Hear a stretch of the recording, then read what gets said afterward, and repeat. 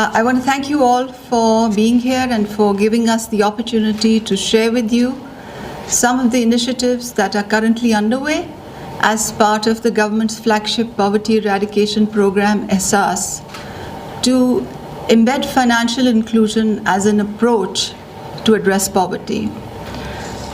We're very honored by the presence of Her Majesty Queen Maxima.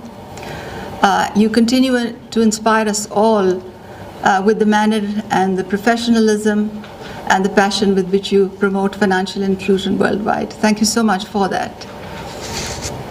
As you all know, financial inclusion within Pakistan is the mandate of the State Bank of Pakistan. The Governor State Bank is the lead on financial inclusion. We have a national financial inclusion strategy in place. There are institutional arrangements in place. There's a council that is operating. There are clear metrics and responsibilities of various agencies. And of course, different agencies have been tasked on how to embed this into agenda. As far as poverty alleviation is concerned, we have made a decision in principle to use financial inclusion as one of the approaches to poverty alleviation under our new program, Ehsaas. Ehsaas is the Urdu word for empathy, empathy for the disadvantaged. This is a word that was coined by the Prime Minister. He leads the program himself. This is a multi-component, multi-sectoral initiative, an initiative which regards the private sector as an equal partner. And this initiative has a number of different components. It is aimed at plugging in welfare into the work plan of all our ministries and departments and provincial governments. And its aim is to lift the disadvantaged people. It focuses on caring for those who've been left behind from the mainstream. And I have to tell you that this is not just an academic exercise. This happens in letter and spirit.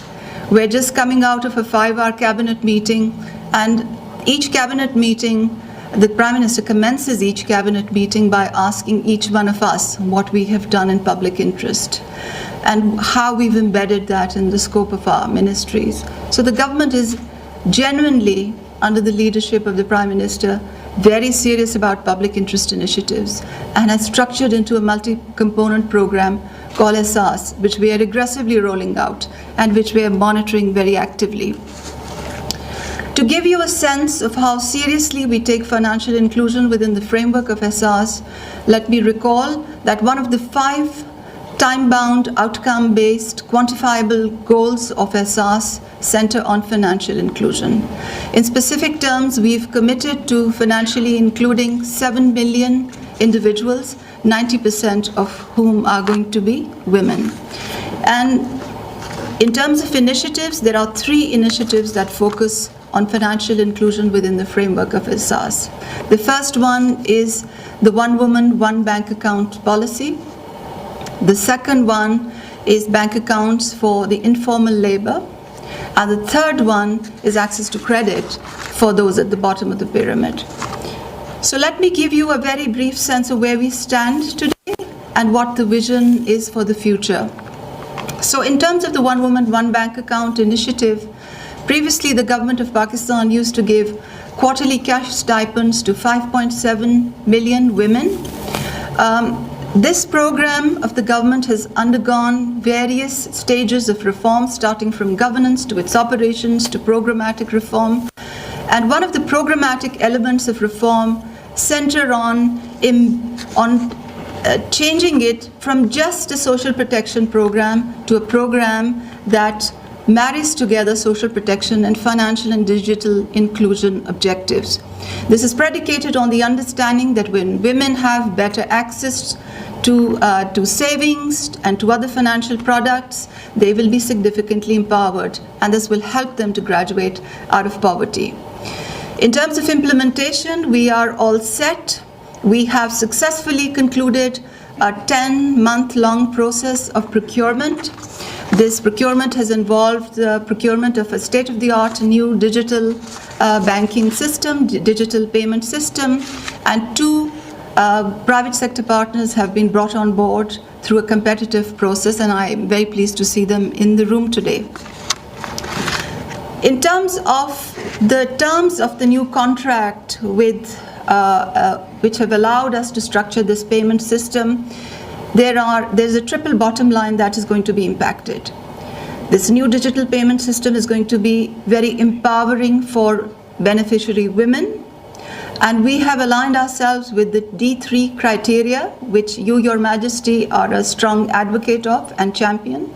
So women will have more choice, they will be more aware, the payments will be more timely, they will be more transparent. That's one attribute.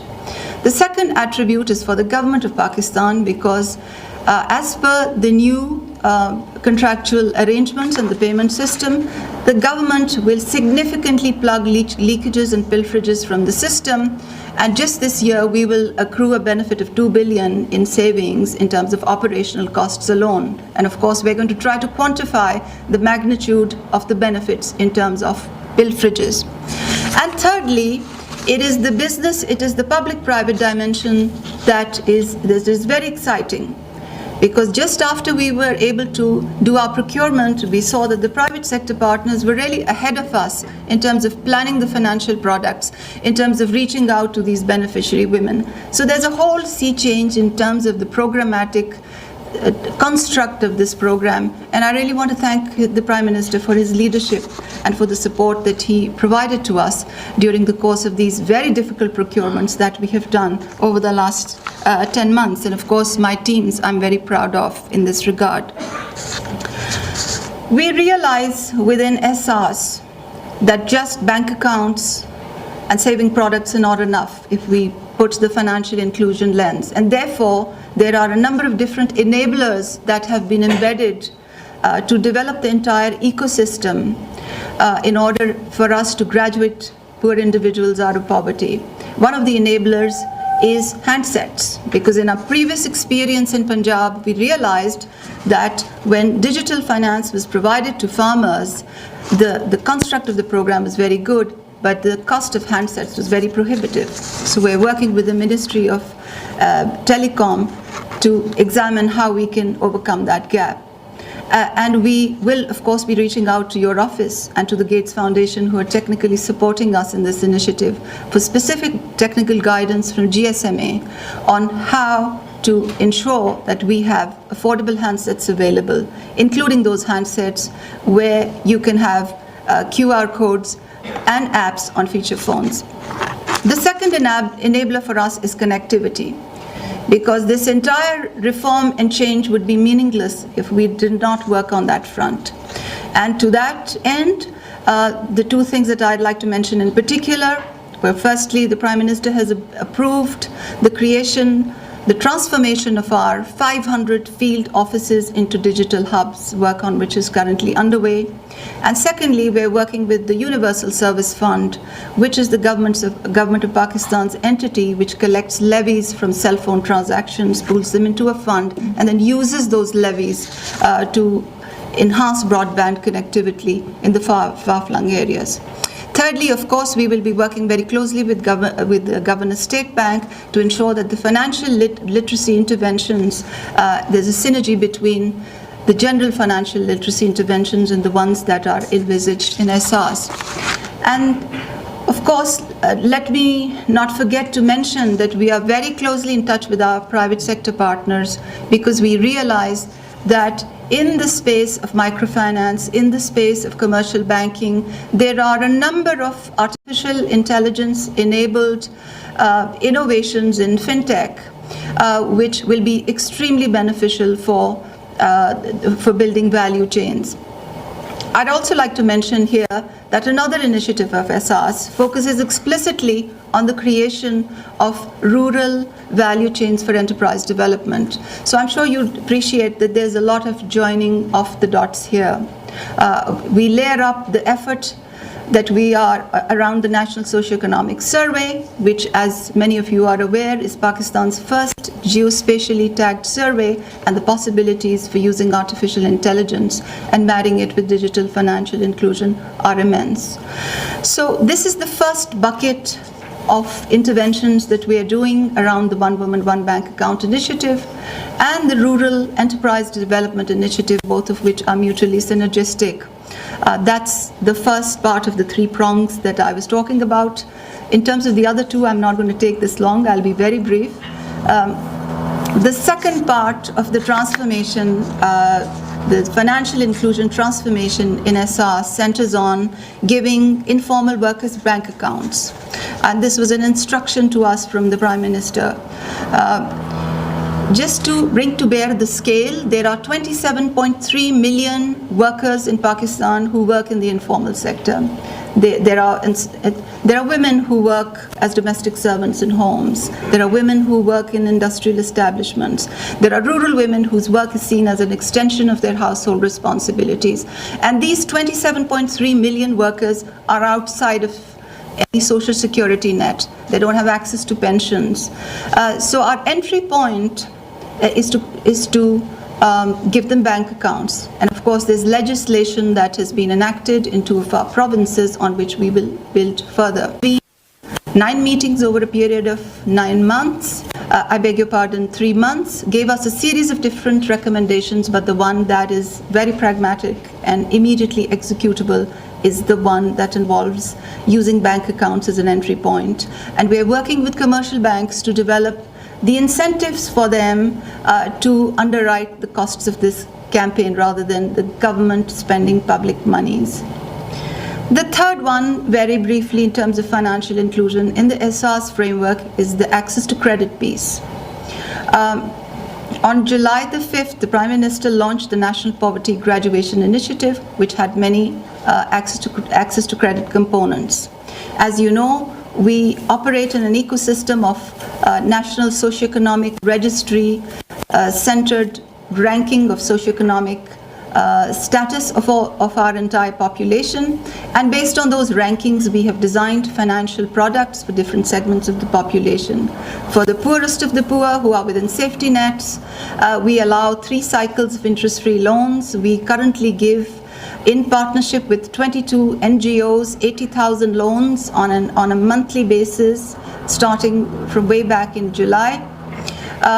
For a rung above that, a sister initiative called Kamyab Jawan has a program of collaboration with commercial banks where the government underwrites part of the interest, and then of course graduating to microfinance, where the entire spectrum becomes very sustainable for beneficiaries to graduate.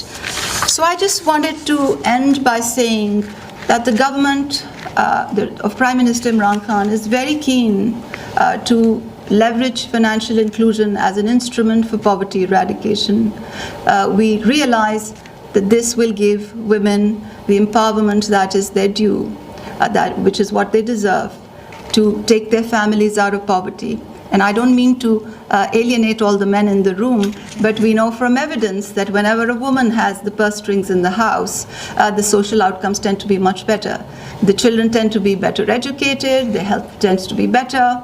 They, statistically, we know that they're less stunted. We know that they have better nutrition outcomes. So for all these reasons, we think that financial inclusion is a very important tool for poverty eradication. We have had a very good meeting with Her Majesty and her team this morning. What we require is, of course, a lot of technical input at this level and at great speed. We are going to continue to talk to them to ensure that we maximize on sharing of experiences internationally, because what's happening in Pakistan on various different fronts simultaneously requires a lot of informing from international experiences. I also want to say in the end that what we are doing in Ehsaas with regard to financial inclusion is one aspect of a very large ecosystem. Of course, the Ministry of Finance and our central bank are the custodians of the policy. They are the regulators, and they are the ones who have to turn around a number of different projects to which they're fully committed, including the digital payment system of the government, the entire ecosystem of the government. We in Ehsaas, with our 7 million beneficiaries, stand ready to plug into that system. We are the largest player, and we feel that with all the threads that we are working on, we will be able to give it a lot of impetus. Thank you once again, Your Majesty, for being here with us, and we look forward to continue to draw on your support.